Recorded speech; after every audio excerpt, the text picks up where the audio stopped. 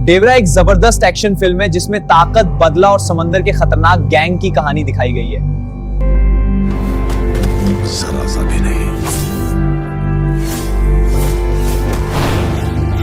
Junior NTR ने डेवरा का किरदार बहुत शानदार अंदाज में निभाया है, जिसमें एक सख्त मगर इंसाफ पसंद इंसान की झलक नजर आती है।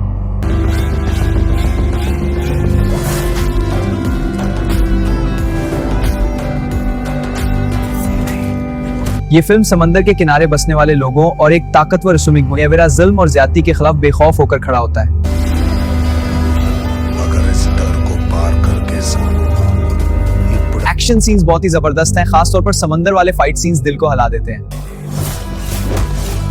ధైర్యం తప్ప ఏమీ తెలియని కళ్ళల్లో మొదటిసారి భయం పొరలు కమ్ముకున్నాయి. ఎవరు చేశారు ఇదంతా? సానా పెద్ద కథ సామి. రక్తంతో सैफ अली खान ने वलन का किरदार बहुत खतरनाक अंदाज में अदा किया है, जब सही हथियार भी मिलना चाहिए. भयम असले ले दो. कि जनवी कपूर की अदाकारी भी काफी अच्छी है। तेरे बिना जीना सीख लिया था।